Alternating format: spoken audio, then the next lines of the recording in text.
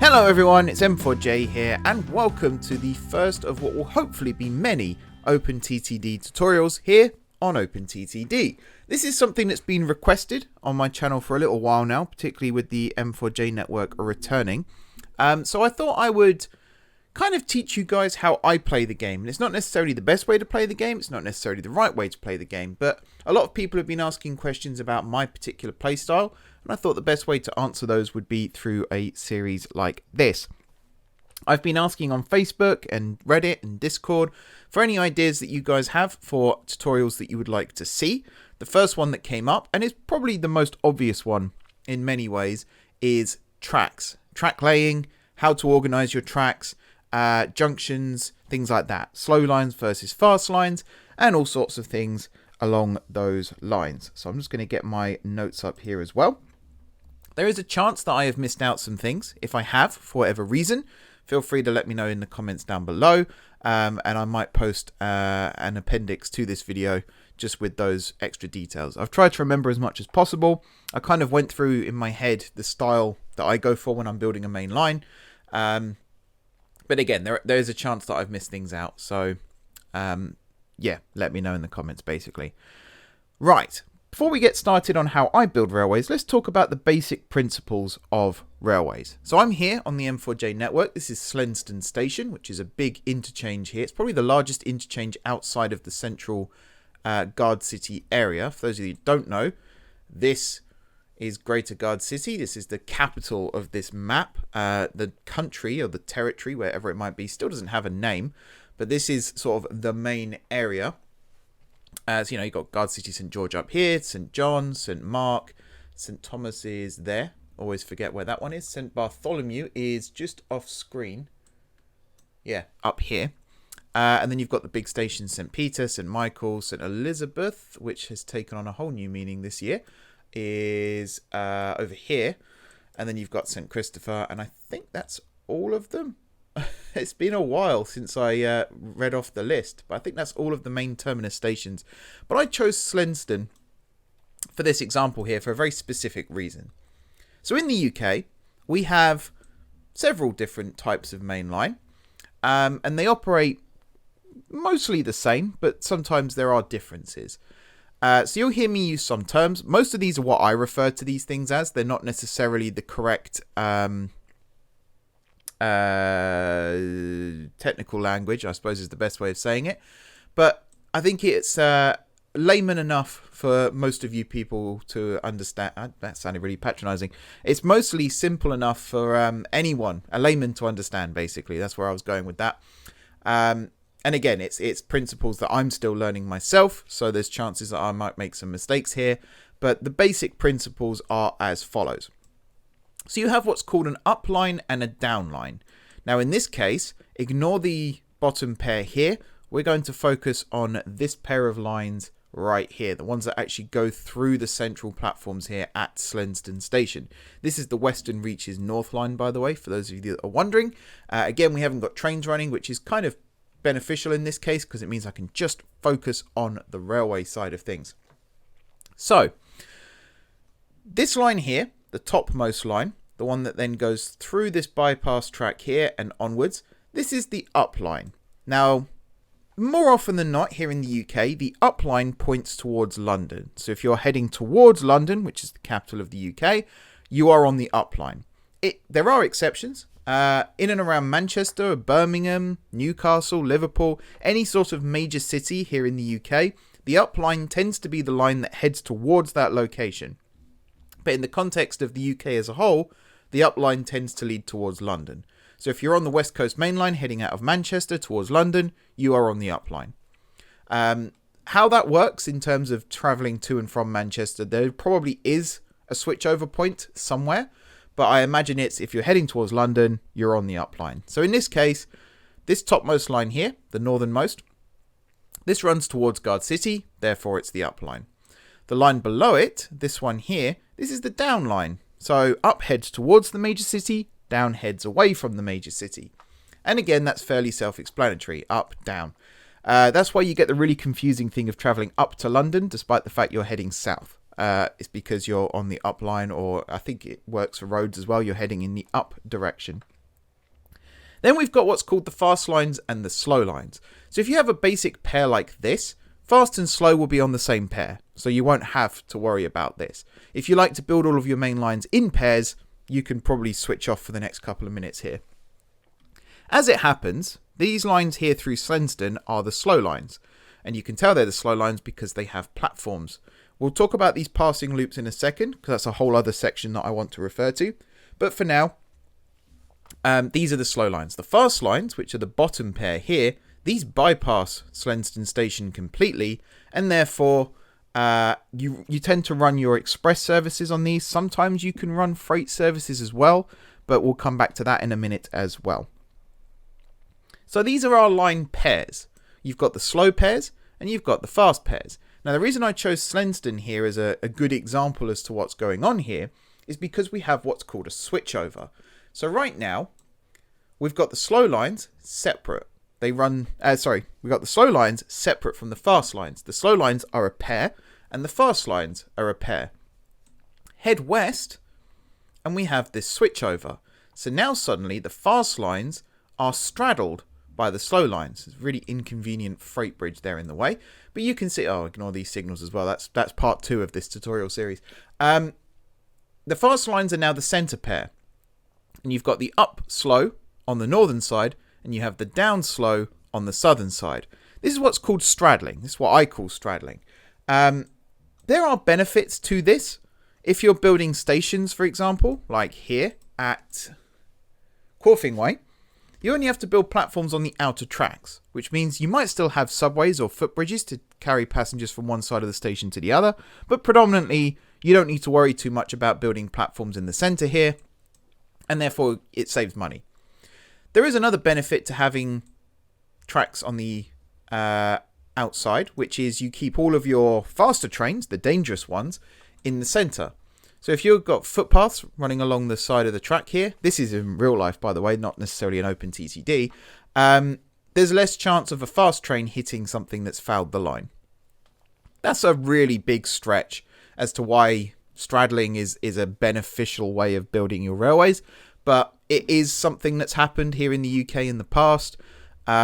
It's something that I used to always think about. I grew up on the East Coast Main Line, so for me, where I grew up, the fast tracks were in the center and the slow tracks were either side. And it also meant you could have overtaking services, which is something, again, we'll come back to in a second. There are benefits, though, to having your tracks separate like this, running in pairs. Some of which are, here at Slensden, for example, you have your platform tracks, next to each other. And you don't have to build footbridges, although I have done here for reasons that, again, I'll come to in a minute. If I find another station that would be a good example. So these here, this is the Great Western Main Line out of Guard City St. Peter, and you can see we actually have pairs. So this station here is Plynston. It's quite a major junction station. Freight lines branch off here. Again, we'll come to that in a minute. But you can see I've got the fast tracks on the northern side here, and I've got the slow tracks in the center. These tracks here we don't need to worry about. That's actually a separate branch line. But again, you can build a single island platform, or you can build 2 side platforms, and you don't have to build huge crossovers over your fast lines. In this instance, it's probably a bad example because you would have to, because the town is on the northern side of the tracks, but you get the idea.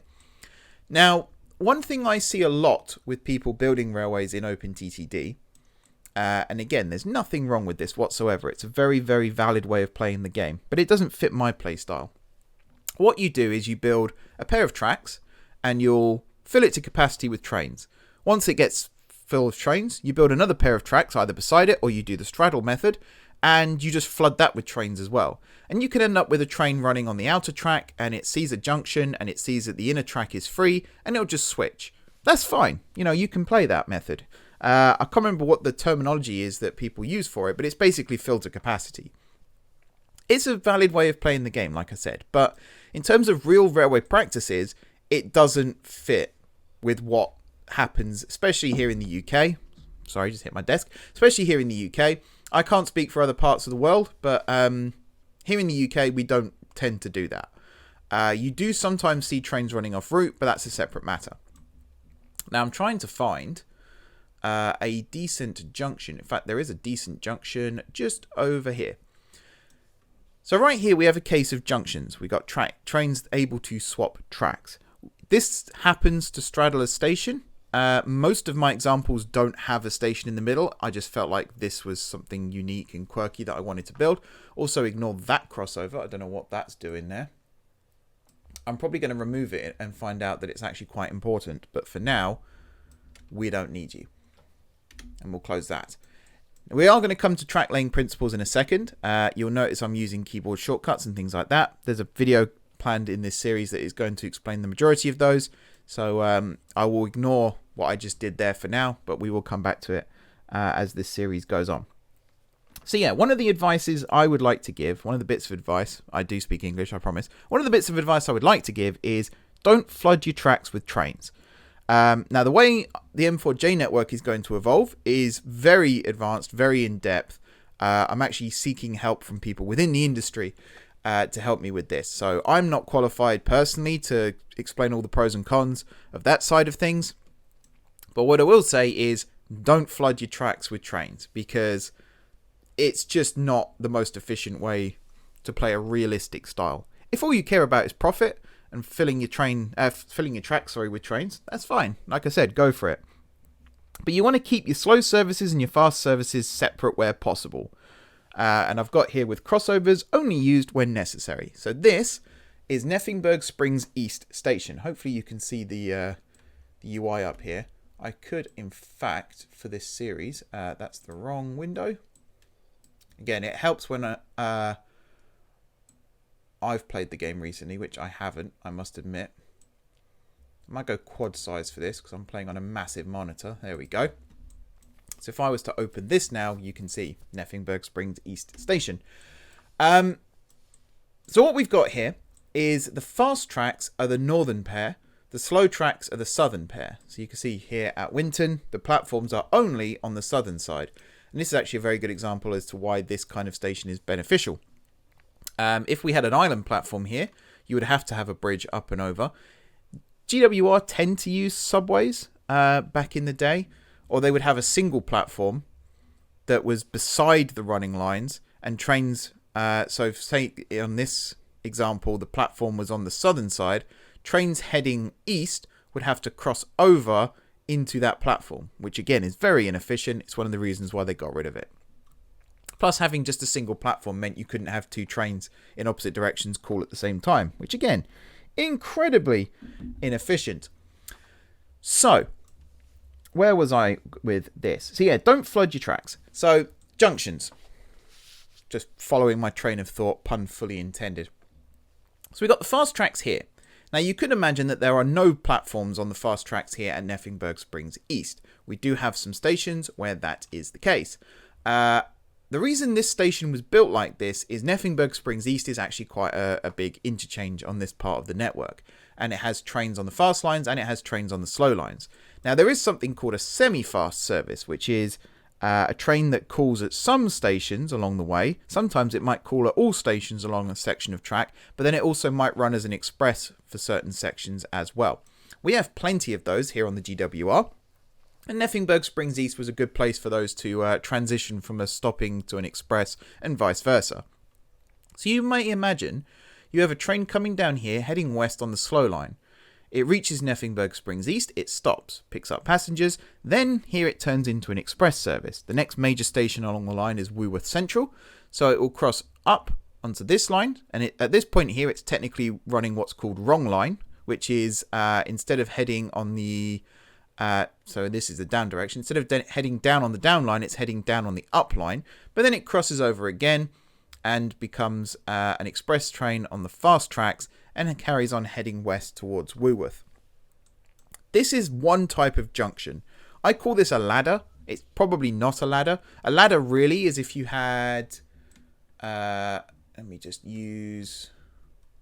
One of the problems when you've got a map that's massive like this and is full of towns. It's hard to find room to build tracks. A ladder is actually this. So each one of these is a step on the ladder, basically. And then this here is the ladder itself. So you can imagine you're climbing a ladder. And these are the various floors that you can get off the ladder at. That's why it has that name. I tend to avoid building ladders where possible. I'm not a huge fan of them myself, but I do like these gradual crossover tracks because, again, where I grew up, this was the norm. There are other types of junction. One would be where the tracks would just cross straight over like this. And this is basically just a crossover, it will be called. We also have something called a scissors crossover, which we would have an example of here. So you see here where this track, ignore all this side of things for a second. I'm trying to find a better example actually, because it can get a little confusing as to where exactly I'm pointing. I mean, this is technically a scissor crossover under the bridge here. It's basically where you've got two almost symmetrical junctions that intersect each other as well. So in this case, you've got this lower line here, the southernmost, crossing over to the northernmost line, which is also the fast line as it happens. And at the same time, you've got this line crossing over as well. Obviously, one of the downsides to this is only one train can use it at a time, unless both trains are heading straight on. Again, with efficiency and stuff, it's not the be all and end all. It's just one of those things. I like the step over type crossing, this one here, because two trains can actually use this at the same time. So imagine if you've got a train on the fast line here heading towards this platform, and you've got a train leaving here on the slow line, they can actually use this junction at the same time without getting in each other's way. The only exception to that, of course, is if there's a conflicting movement. So if a train's coming in from this side and is heading straight on, a train here can't leave to cross over to the fast lines. You could build crossovers either side of the station to fix that problem. Trains can cross over before or after. The way the game works, though, in terms of orders and signaling and things like that, it probably wouldn't be feasible. So I just left it like this. Okay, so I think I've talked enough about basic railway principles here in the UK. I think it's now time to actually start laying some track. Now, this is something new for me in this, not just this series, but also on this channel. I'm actually going to start a new map to show you guys how to do track laying. So bear with me whilst I get all that set up, and we'll return very shortly indeed. Alright, so here we are in a brand new tutorial world that I have started. This is going to be called just M4J tutorial world basically. I may make this map available for download for those of you who want it. If you do want it, just let me know in the comments or over on Discord or anything like that, and I'll make it available for you all. Right, this is actually take 2 of me recording this because I got to the end and I forgot to mention a very crucial part of railway building. Plus, I didn't actually do a practical demonstration, which I'm going to do now.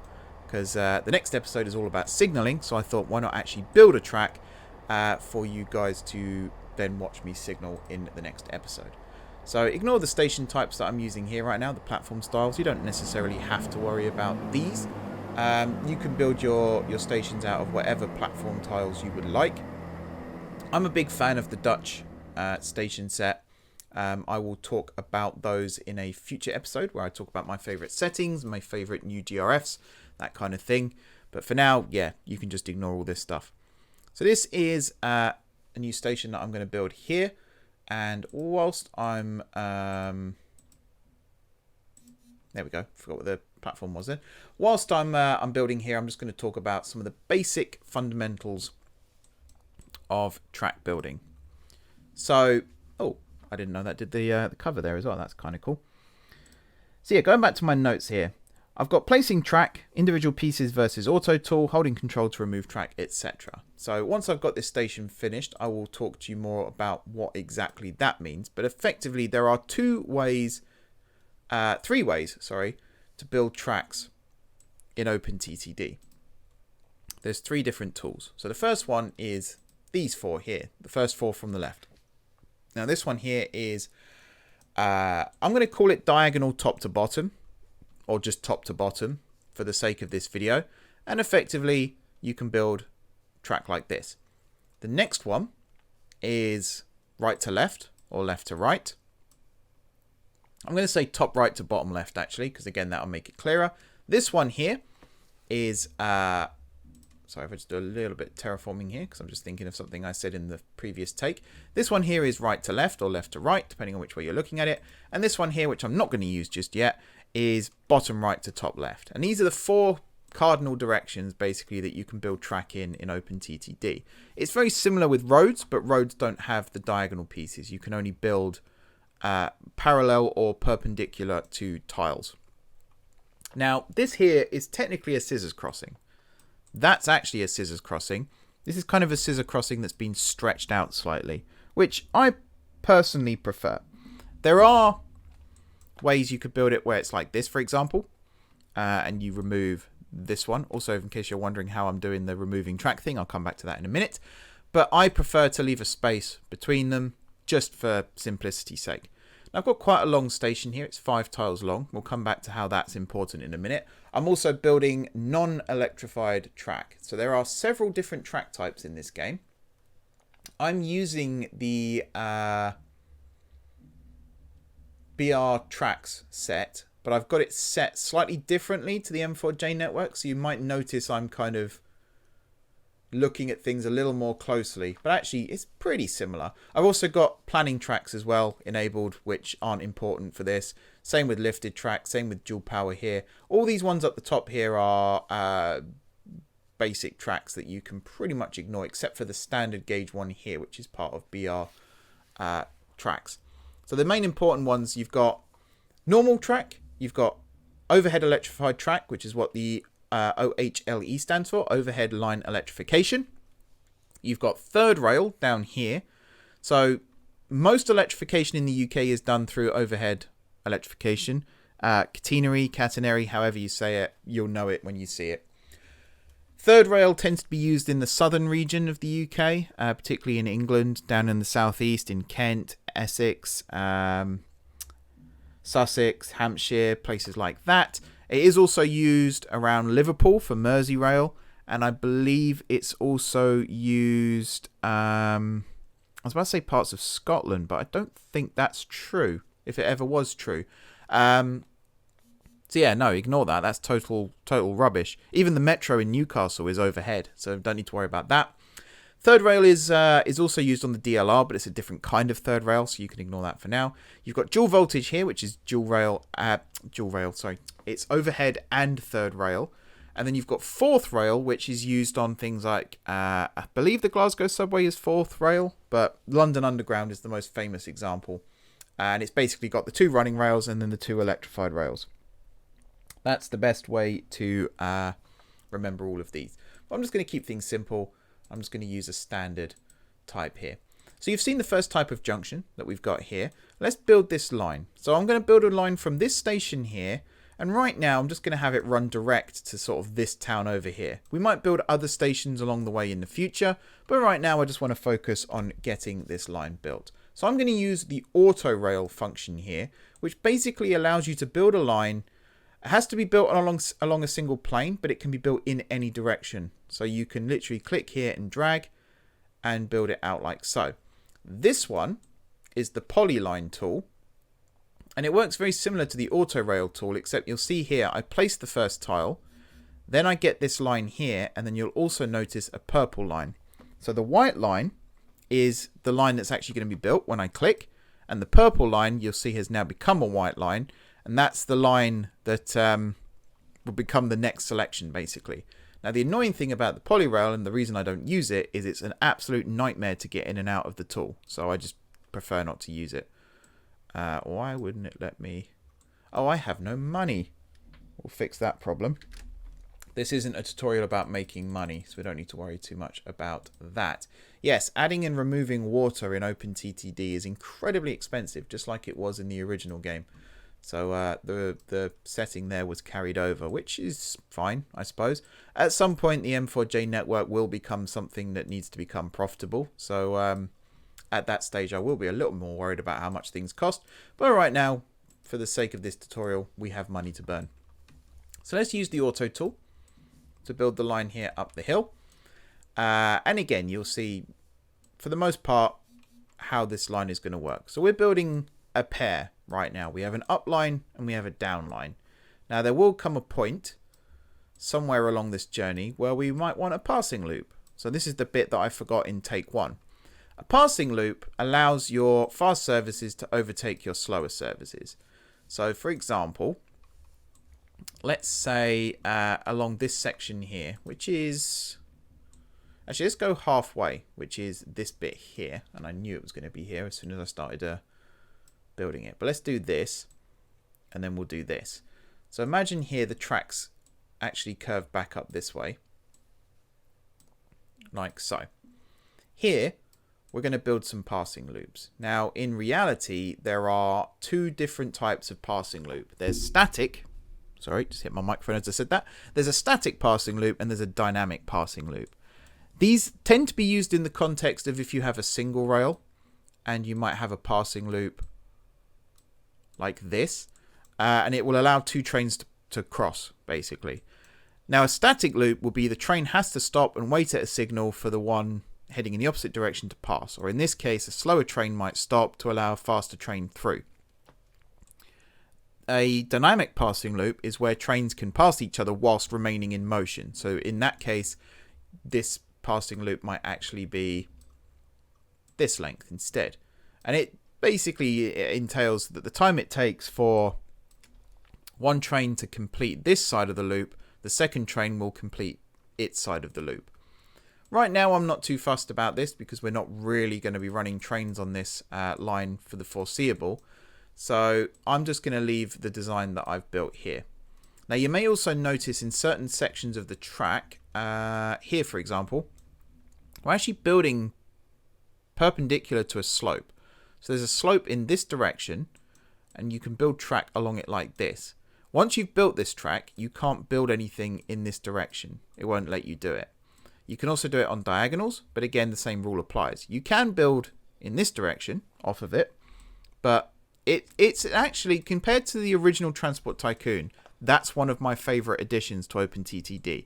It's the fact that you don't necessarily have to landscape everything to be 100% how you want it. You can, in fact, have a little bit of creative freedom, shall we say.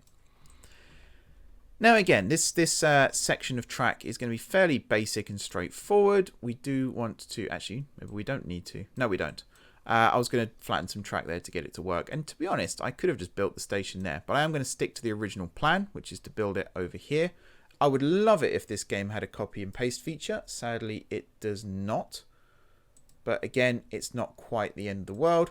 And again, it doesn't really matter what I'm doing with this station here because station designs is something I'm going to come back to in a future episode. So if you're wondering how to build your stations, don't worry, I've got you covered in a future episode. Like I said, it's that one. There it is. And then we'll do that. And then we'll do that. And then we'll do that. Now these are waiting shelters, but I actually use them as dispatch cabins, which is a really nerdy thing. But yeah, if you know them, you know them. If you don't need to worry about them. It's to do with realistic railway practices again. It's actually more of a signaling thing than a rail building thing. So again, we can leave that for the next video. So here we are then, coming towards the end of our track.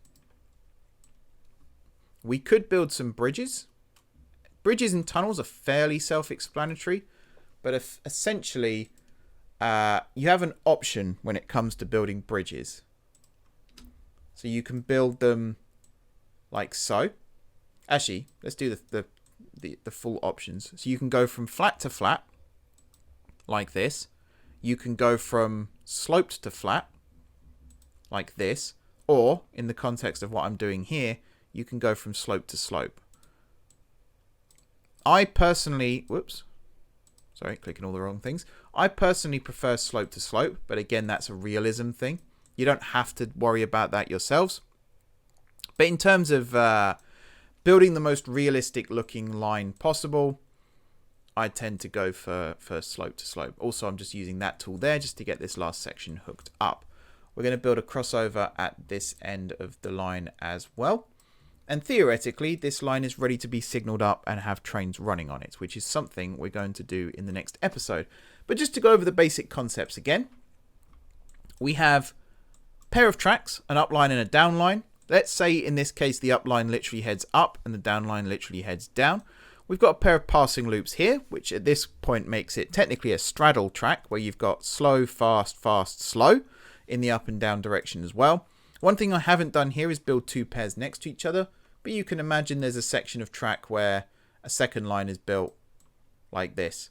And then one of these will be the fast lines, the other one will be the slow lines. But right now, we don't need to worry too much about that.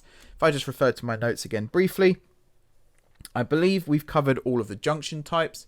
Again, actually, I shouldn't have removed this just yet. If we build these lines in like this, ignore the fact that there's this weird step here. In fact, I might just remove that. Oh, and I also forgot some of the keyboard shortcuts that I'm using. So, A opens, if I just close that window for a second, A opens the railway building panel and selects the auto rail tool for you. So it's the best shortcut to get into this building mode and also to get the auto rail tool selected. I've pinned these windows. You might see the pin is selected up there. That just means I don't accidentally close them whilst building, because that's one of the things I used to do a lot and it was incredibly annoying. If you press and hold Control whilst using either the auto rail, the poly rail, or even, actually, have I checked it with the poly rail before? Yeah, it does work with the poly rail. Or even these ones here, you can see the track turns red there, and that means you can delete them. And it, again, just means you don't have to use the bulldozer. Another way of doing it is this. So that's actually the delete tool. Sorry, that's the demolish tool.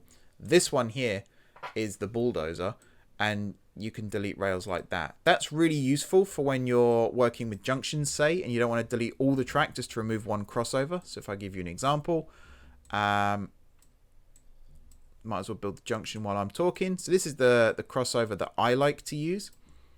Again, I call it the step or the ladder, basically because it looks like a ladder, or even looks a bit like a staircase, which is probably the best way of calling it, actually, a staircase.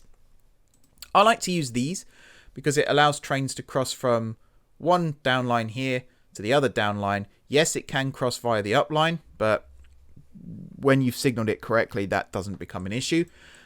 This is the type of junction that's used quite commonly in the UK. There is another type which would have an extra crossover here, and then it may have the same thing again going in the other direction. But in this context, we don't want wrong line running, so we've just got it like this. Another way of building these junctions is to literally just build them straight across like so. This also works fine. You tend to see this more where you have pairs of tracks as well, but not necessarily fast and slow. This does tend to get used for, say this pair of tracks went off in this direction here, and it just allows trains to cross over that a little bit quicker. And you might even have them as, I think they're called fast junctions or speed junctions, where the train doesn't necessarily have to slow down to diverge. It can still take the junction at line speed. And again, speed limits is something I'm going to cover possibly in the next video, actually, because I do use signaling to control speed limits. Otherwise, though, that's basically it for the bare essentials here. There's probably quite a lot of things I've missed out. This is the first video in the series after all, so I might not have everything organized. If I have missed anything out for whatever reason, do feel free to let me know in the comments below. I'm also just going to get the station names, the town names, and the waypoint names up, because they're going to be quite useful for future videos as well. Yeah, like I said, this is the first tutorial that I've made for this game in quite a long time. I have done a signaling tutorial in the past. I have also got a list. If you want to head over to my Discord, there is a list in the M4J network chat where you can see all of the planned... actually, that was a good example of how to remove the junction. You can see all of the planned tutorials. If there's any not on that list that you'd like to see me cover, feel free to drop a comment down below this video or join the Discord and comment there. If you've got any other subjects that you'd like to see me cover, or if you've got any feedback on this one, again, comments, Discord, best places to get in touch. You can also, if you're watching this on Reddit or whatever, you can comment below the post as well. Otherwise, I think that does it for this video. Again, I've probably missed loads of things, and I've already had one moment where I've stopped recording and realised that I've missed something out. There will probably be others, but again, like I said, apologies if I have, but do let me know, and I'll try and cover them in an appendix or whatever. Otherwise, thank you very much for watching. Don't forget to hit the like button if you enjoyed the video and if you found it helpful. Subscribe to the channel as well so that you don't miss any more of these tutorial videos. I'm planning on producing a few before the first one goes up, so by the time this one goes up, there should be another 3 or 4 along the way as well. Otherwise, yeah, comment down below, subscribe, like, all that good stuff. Thank you very much for watching, and until next time, I will see you soon.